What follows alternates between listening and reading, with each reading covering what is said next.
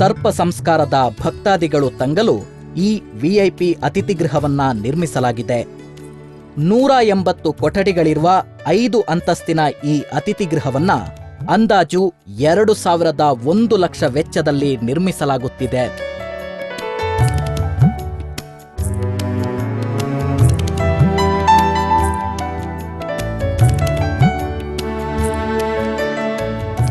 ಈ ಕಟ್ಟಡವು ತಳಮಹಡಿ, ನೆಲಮಹಡಿ ಮತ್ತು 3 ಮೇಲಂತಸ್ತುಗಳನ್ನು ಹೊಂದಿದೆ. ಪ್ರತ್ಯೇಕ ಶೌಚಾಲಯಗಳಿರುವ 56 ಕೊಠಡಿಗಳನ್ನು ಒಳಗೊಂಡಿರುವ ಈ ಕಟ್ಟಡವನ್ನ ಅಂದಾಜು 647 ಲಕ್ಷ ವೆಚ್ಚದಲ್ಲಿ ನಿರ್ಮಿಸಲಾಗಿದೆ.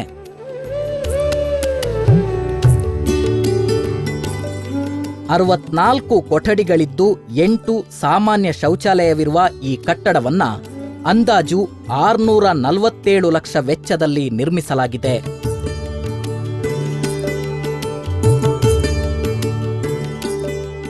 ಅಂದಾಜು 194 ಲಕ್ಷ ವೆಚ್ಚದಲ್ಲಿ ಕಾರ್ಯನಿರ್ವಹಣಾಧಿಕಾರಿಯವರ ಮತ್ತು ನೌಕರರ ವಸತಿ ಗೃಹಗಳನ್ನ ನಿರ್ಮಿಸಲಾಗಿದೆ.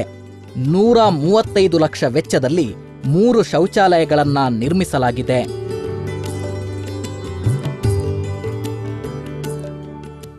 ವಾಹನಗಳನ್ನ ನಿಲ್ಲಿಸಲು ವಿಶಾಲವಾದ ಪಾರ್ಕಿಂಗ್ ಸ್ಥಳಗಳನ್ನ ಸವಾರಿ ಮಂಟಪದ ಬಳಿಯಲ್ಲಿ ಮತ್ತು ಜಲದ್ವಾರದ ಬಳಿಯಲ್ಲಿ ನಿರ್ಮಿಸಲಾಗಿದೆ.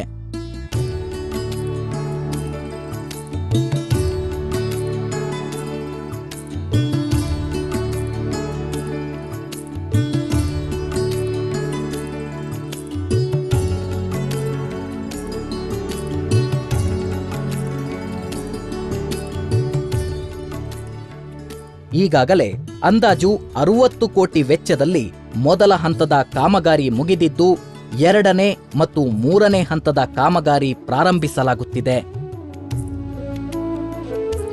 528 ಕೊಠಡಿಗಳ ಅತಿಥಿಗೃಹ ನಿರ್ಮಾಣ. ಮುಖ್ಯ ದೇವಸ್ಥಾನದ ಎದುರಿನಲ್ಲಿ ಹಣ್ಣುಕಾಯಿ ಮತ್ತು ಚಿನ್ನ, ಬೆಳ್ಳಿ ಹರಕೆ ಅಂಗಡಿ. ಮುಡಿಶೆಡ್ ನಿರ್ಮಾಣ. ಹಾಲಿ ಇರುವ ವಸತಿಗೃಹಗಳಿಗೆ 3ನೇ ಮಹಡಿ ನಿರ್ಮಾಣ. ರಥ ಶೆಡ್ ನಿರ್ಮಾಣ. ಪ್ರಸಾದ ತಯಾರಿಸುವ ಬ್ಲಾಕ್ ನಿರ್ಮಾಣ. ಆದಿಸುಬ್ರಹ್ಮಣ್ಯ ದೇವಸ್ಥಾನದ ಎದುರು ಹಣ್ಣುಕಾಯಿ ಮತ್ತು ಚಿನ್ನ, ಬೆಳ್ಳಿ ಹರಕೆ ಅಂಗಡಿ ನಿರ್ಮಾಣ. ದಾಸೋಹ ಭವನ ನಿರ್ಮಾಣ. ಎಲ್ಲ ಕಟ್ಟಡಗಳಿಗೆ ಕುಮಾರಧಾರದಿಂದ ದೇವಸ್ಥಾನದವರೆಗೆ ಮತ್ತು ಕ್ಷೇತ್ರದ ಇತರೆ ಸಂಪರ್ಕ ರಸ್ತೆಗಳು, ನೀರು ಸರಬರಾಜು ಮತ್ತು ಒಳಚರಂಡಿ ವ್ಯವಸ್ಥೆ. ಶ್ರೀ ಕ್ಷೇತ್ರದ ವಿದ್ಯುತ್ ಪೂರೈಕೆಗಾಗಿ ಒಂದು ವಿದ್ಯುತ್ ಸಬ್ಸ್ಟೇಷನ್ ನಿರ್ಮಾಣಕ್ಕಾಗಿ ಮೆಸ್ಕಾಂಗೆ %50 ಅನುದಾನ.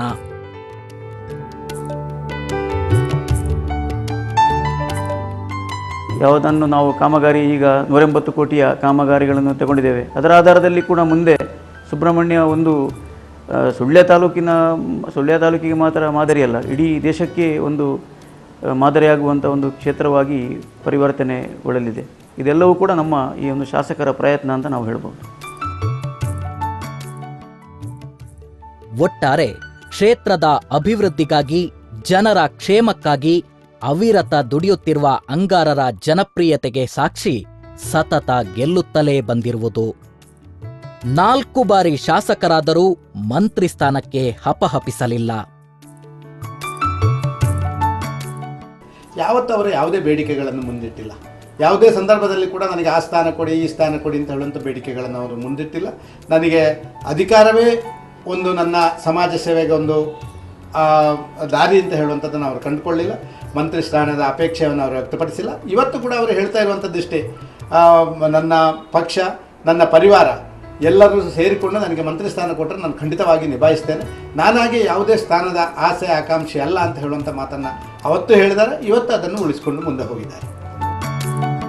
ಅವರಲ್ಲಿ ಯಾವುದೇ ಆಸೆ ಇಲ್ಲದಿರಬಹುದು, ಆದರೆ ಅವರ ಅಭಿಮಾನಿಗಳಲ್ಲಿ ಮಾತ್ರ ತಮ್ಮ ನೆಚ್ಚಿನ ನಾಯಕ ಮಂತ್ರಿಯಾಗಲಿ, ರಾಜಕೀಯದಲ್ಲಿ ಎತ್ತರೆತ್ತರಕ್ಕೆ ಬೆಳೆಯಲಿ ಅನ್ನೋ ಆಶಯವಂತೂ ಇದ್ದೇ ಇದೆ. ಮುಂದಿನ ಶಾಸಕರು ಅವರೇ ಆಯ್ಕೆಯಾಗಿ ಬರಬೇಕು ಅಂತೇಳಿ ನಮ್ಮೆಲ್ಲರ ಆಶಯ ಅಂತೇಳಿ.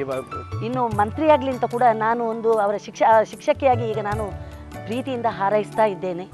ಜಾತಿ ಮತ ಭೇದ ಭಾವನೆ ಇಲ್ಲದೆ ಎಲ್ಲರಿಗೂ, ಸಾರ್ವಜನಿಕರು ಎಲ್ಲರನ್ನು ಒಂದೇ ಕಣ್ಣಿಂದ, ಒಂದೇ ಮನಸ್ಸಿನಿಂದ ಕಾಣುವಂಥ ಒಳ್ಳೆಯ ವ್ಯಕ್ತಿಯರವರು.